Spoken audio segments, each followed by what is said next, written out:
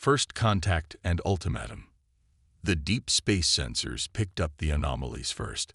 Massive gravitational distortions that shouldn't exist in the void between Mars and Jupiter.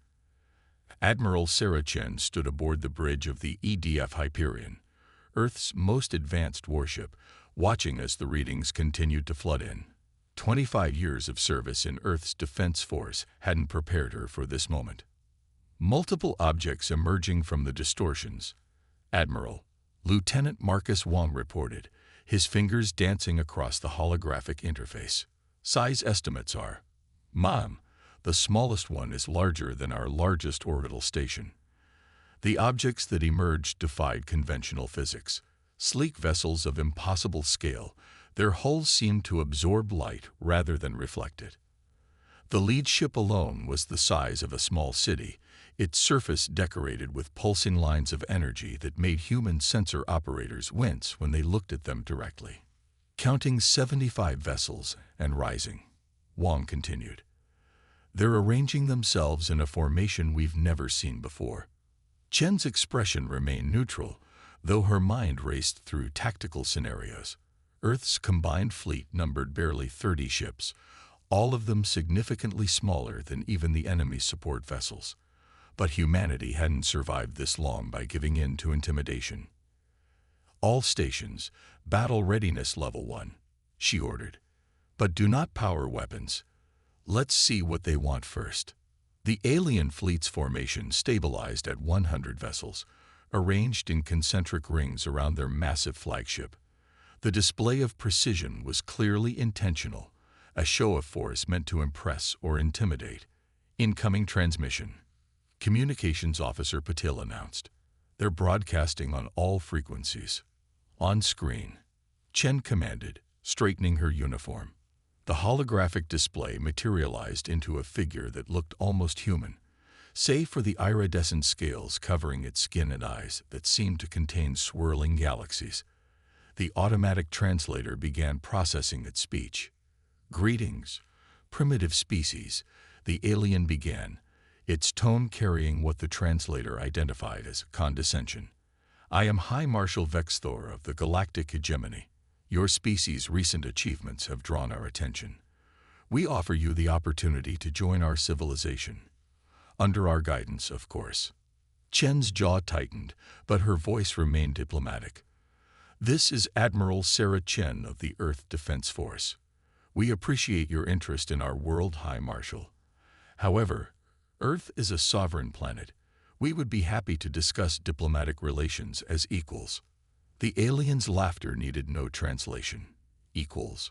Your vessels still rely on reaction mass for propulsion. Your weapons are barely more advanced than hurling rocks. Perhaps a demonstration is in order. Before Chen could respond, one of the alien vessels fired a beam of energy that seemed to twist reality itself. It struck Deimos, Mars' smaller moon, and the entire satellite simply unraveled, its matter converting to energy in a cascade of quantum effects that Earth scientists would spend years trying to understand. The bridge crew stared in horror, but Chen was already analyzing. The weapon's energy signature, its charge time, the way other ships moved to clear its path, all valuable tactical data. Impressive demonstration, High Marshal, Chen replied, allowing a slight tremor to enter her voice. Given this display of power, I request time to consult with Earth's government regarding your generous offer. You have 6 hours, Admiral, Vexthor replied. Use them wisely. Remember the fate of Deimos when making your decision. As the transmission ended, Chen turned to her crew. Their faces showed fear, but also determination. Lieutenant Wong, did we get good sensor readings on that weapon discharge? Yes, Admiral. Full spectrum analysis is already being distributed to the fleet. Excellent. Chen's expression hardened. Send coded burst transmission to all ships. Initiative Thunderstrike is now in effect. The Empire had made 3 critical mistakes. They demonstrated their superweapon without understanding human sensor capabilities. They'd assumed Earth's scattered fleet movements indicated fear rather than purpose. And most importantly, They'd underestimated humanity's capacity for unconventional warfare. "Helm, plot course for Lagrange Point 4, she ordered. "Let's give them a good show of running scared. And get me Admiral Patil on quantum comm. Her expertise in asymmetric warfare is about to become very relevant to space combat." As her orders went out, Chen watched the tactical display with grim satisfaction. The first pieces were moving into place. The hegemony was about to learn that humanity's greatest military advantage wasn't technology. It was several thousand years of experience in finding clever ways to beat the hidden defense. Admiral Chen stood in the Hyperion's war room, surrounded by holographic representations of Earth's fleet commanders. To untrained eyes, the massive display showed Earth's forces scattered across the solar system in apparent panic. The reality was far different. "Status report on Operation Shadownet," she commanded, watching as Admiral Patel's weathered hologram stepped forward. "The quantum interference grid is functioning perfectly, Sarah," Patel reported, her eyes gleaming with the same intensity that had made her famous during the Mars insurrection. "We've adapted our old electronic warfare suites to create a false sensor environment. The hegemony is seeing exactly what we want them to see." The room's holographic display shifted, showing the true positions of Earth's forces overlaid with what the alien sensors were detecting. While the hegemony saw panicked ships fleeing in disarray, humanity's fleet was actually executing a complex ballet of positioning and deception. "What about Project Darkstar?" Chen asked, turning to Dr. Alexandra Santos, whose breakthrough in metamaterial science had changed the game entirely. "The stealth systems are holding," Santos confirmed, her hologram flickering slightly as she manipulated data streams. "We've successfully adapted submarine stealth technology to space. The alien sensors are advanced, but they're looking for the wrong things. They expect energy signatures, not ships designed to be as quiet as the void itself." Chen nodded, studying the tactical overlay. 30 Earth ships had become ghost vessels, hidden in plain sight using principles developed for underwater warfare centuries ago. The hegemony's overwhelming technological superiority was about to meet something they'd never encountered: humanity's endless capacity for innovative warfare. "Colonel Martinez, status on the kinetic platforms." Martinez's hologram grinned, his scared face testament to years of asteroid mining operations. "All 200 platforms are in position, disguised as debris. The hegemony's so focused on energy weapons and shields, they're not even scanning for simple rocks with engines attached. Their arrogance is our advantage." The war room fell silent as new data scrolled across their displays. The hegemony fleet was adjusting its formation, tightening the noose around Earth, while remaining completely unaware that human forces were already inside their perimeter. 3 hours until their deadline, Chen announced, straightening. "Time for Phase 2. Lieutenant Wang, status on the solar interference pods." "All pods are ready, Admiral. On your command, we can flood the inner system with enough electromagnetic noise to give their sensors fits. They'll still see our decoy ships clearly. We're making sure of that." Chen allowed herself a small smile. The hegemony thought they were watching Earth's military fall apart. Instead, they were witnessing the largest coordinated military deception in human history. New transmission from the hegemony flagship, communications reported. They're sharing clips of our retreat on their communication networks. They're laughing at us, Admiral. "Perfect," Chen replied, her eyes hard. "Psychological warfare cuts both ways. The more they underestimate us, the better this works." She turned to address all commanders. The hegemony has never faced an opponent they couldn't overwhelm with pure technological superiority. They've forgotten the most basic lesson of warfare. Technology doesn't win battles, soldiers do. And humanity's soldiers have been finding ways to defeat superior forces since we were fighting with sticks and stones. The display updated again, showing the hegemony fleet's energy signatures. Their weapons were powerful enough to unravel moons, but they were also predictable. Every system had patterns, and patterns could be exploited. Begin final preparations, Chen ordered. Admiral Patel, initiate the Quantum Ghost Protocol. Colonel Martinez, warm up the kinetic platforms but keep them dark. Dr. Santos, activate all stealth systems. Let's show them why Earth's military still studies battles from centuries ago. As the holograms winked out, Chen remained studying the tactical display.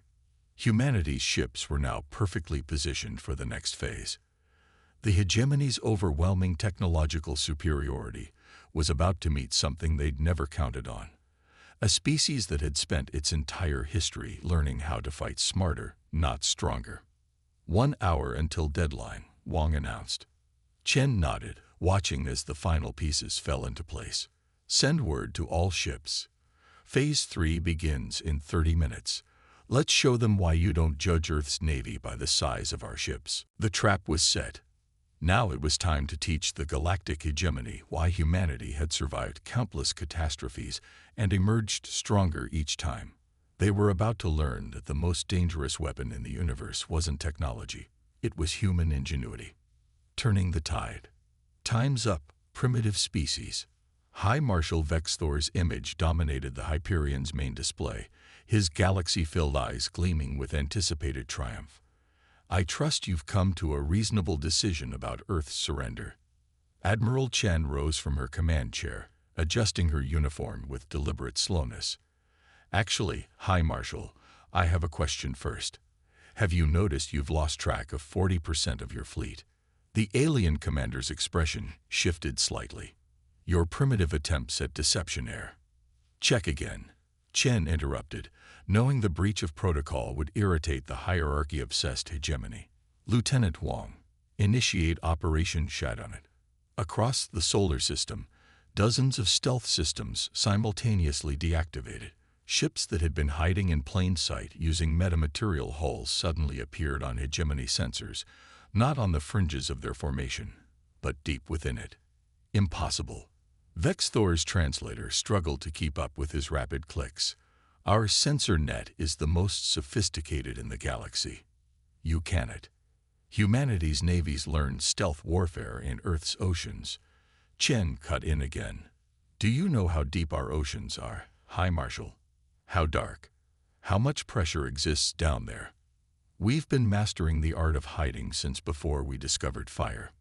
Wang's console lit up with new alerts. Hegemony fleet is attempting to reposition, Admiral. Their formation is breaking down. Launch kinetic platforms, Chen ordered. Full spread. Across the solar system, what the hegemony had dismissed as debris suddenly came alive. 200 asteroids, each equipped with simple but powerful engines, began accelerating toward the alien fleet.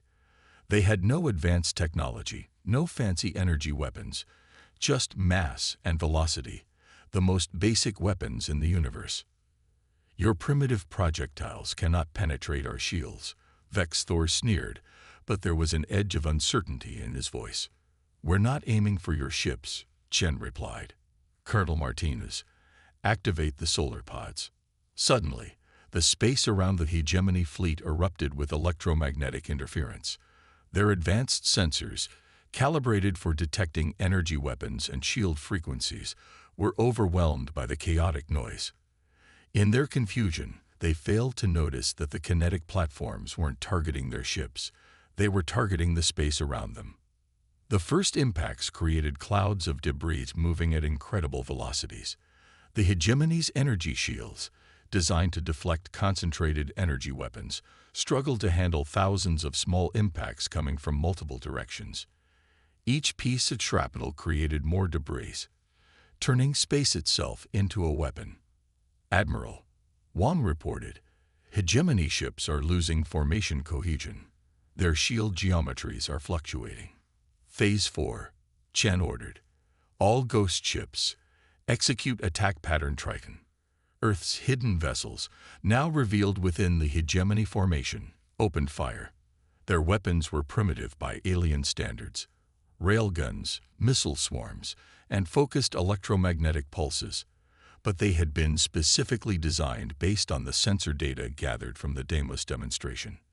The hegemony ships, their formations broken and their sensors confused, found themselves under attack from within their own lines.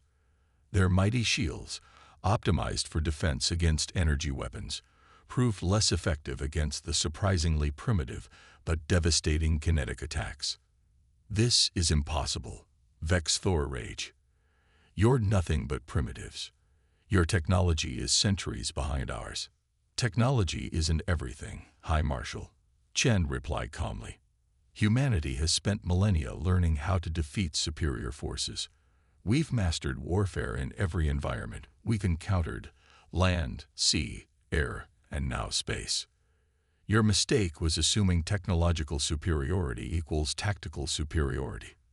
The tactical display told the story. The mighty hegemony fleet was in disarray, their perfect formation shattered, their advanced sensors struggling to differentiate between real threats and phantom signatures. Earth's ships moved with precision through the chaos, their crews executing maneuvers practiced in simulations for months. "Final phase," Chen announced. "All ships implement Protocol Poseidon." The remaining Earth vessels that had been seemingly fleeing suddenly reversed course, their engines pushing them straight toward the hegemony fleet. But instead of attacking, they began broadcasting energy signatures, thousands of them. "Sensor ghosts," Wang explained with a grin.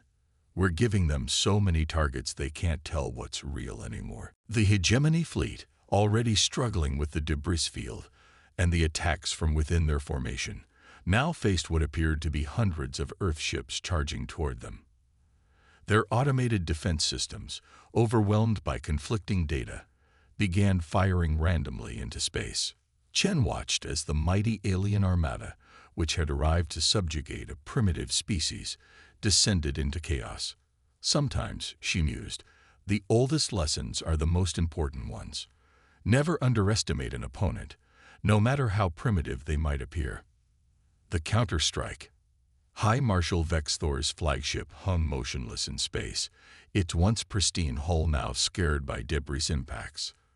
Around it, the remnants of the hegemony fleet struggled to maintain defensive positions against an enemy that seemed to be everywhere and nowhere at once.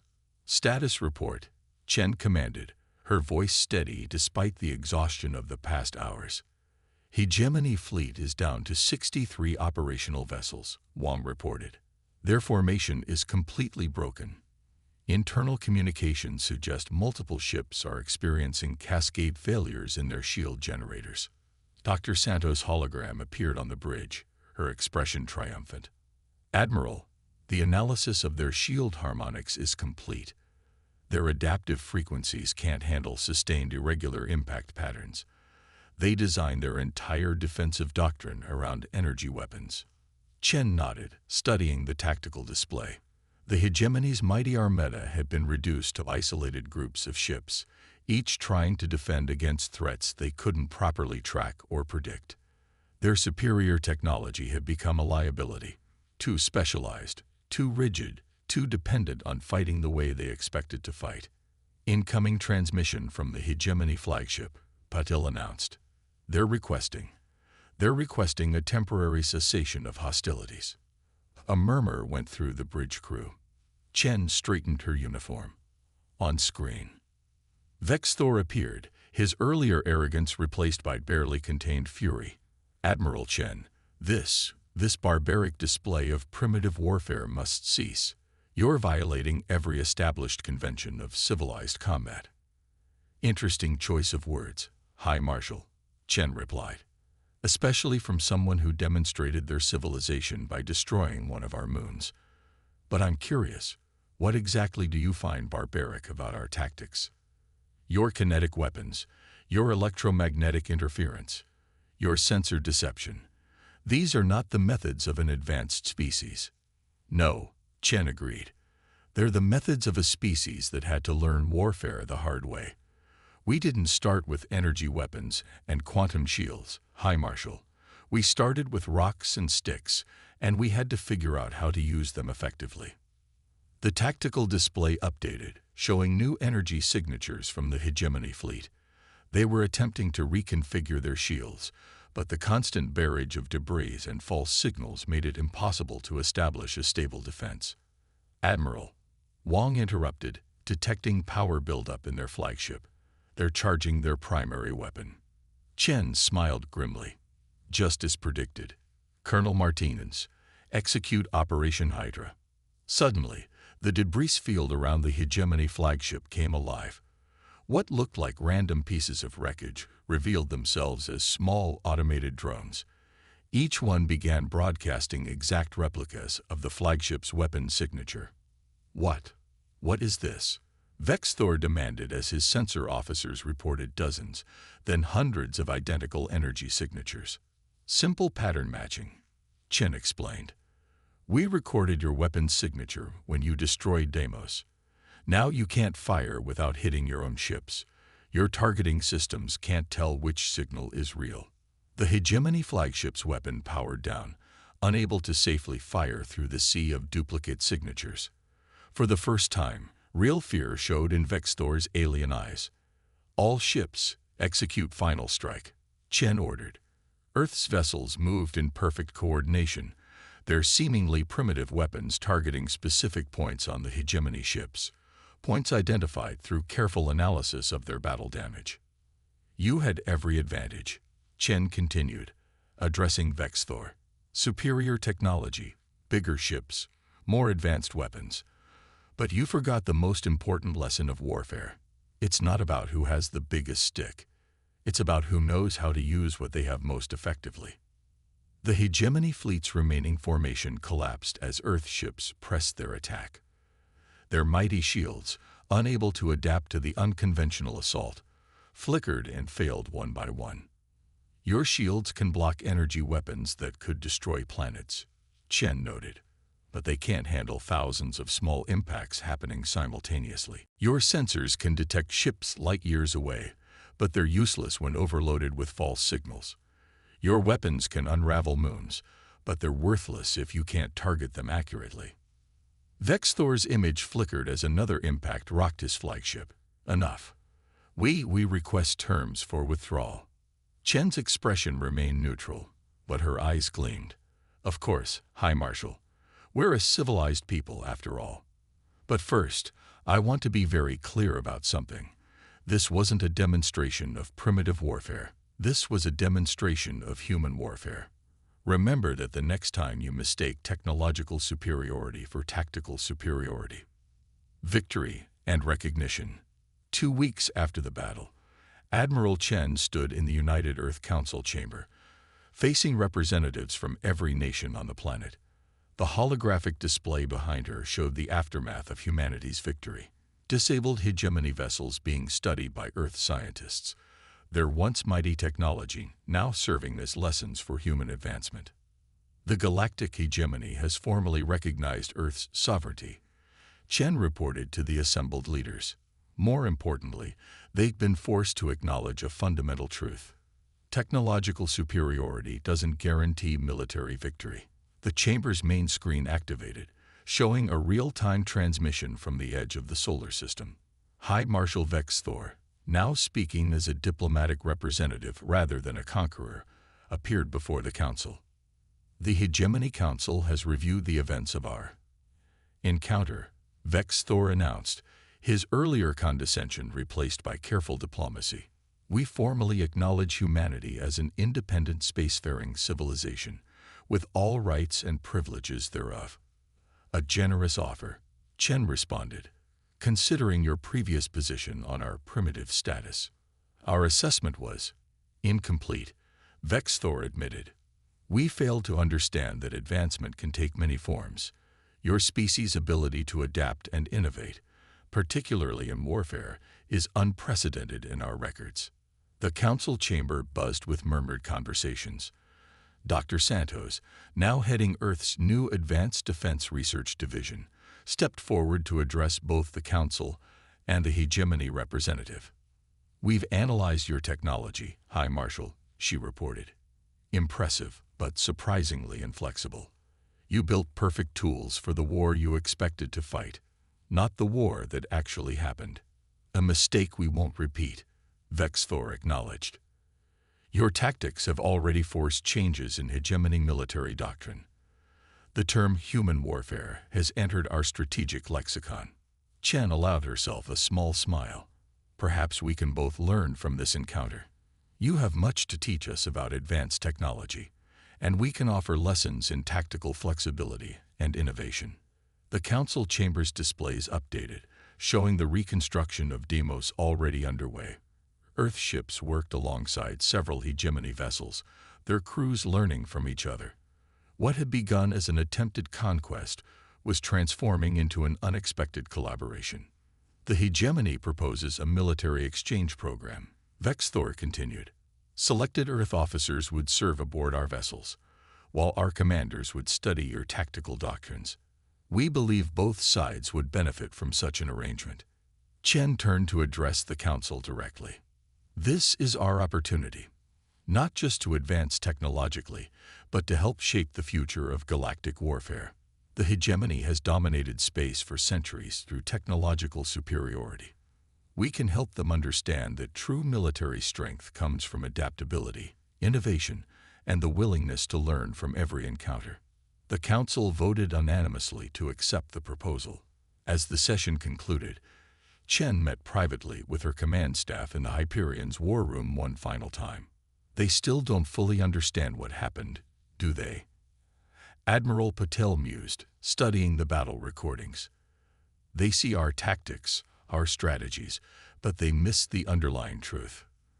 That humanity's greatest strength isn't our technology or even our tactics, Chen agreed. It's our history. Every war, every battle, every conflict we've ever fought taught us something. We learned to adapt, to improvise, to overcome superior forces through creativity and determination. The tactical display showed the hegemony fleet departing the solar system, their ships now escorted by Earth vessels, not as prisoners, but as partners. What had begun as an attempted conquest had become a turning point in human history. They came expecting to find primitives, Chen reflected. Instead, they found a species that had turned their own limitations into advantages. Every perceived weakness became a strength. Every technological gap became an opportunity for innovation. As the sun set over Earth, humanity looked to the stars with new confidence. They had faced their first major extraterrestrial challenge and emerged victorious not through overwhelming force, but through the uniquely human combination of ingenuity, adaptability, and determination. The galaxy had learned an important lesson. Never underestimate a species that had spent its entire history learning how to overcome superior forces. Humanity had earned its place among the stars not by matching the hegemony's technology, but by proving that true advancement comes in many forms. And somewhere in the vast expanse of space, other civilizations were already beginning to ask an important question. What else might these humans teach us?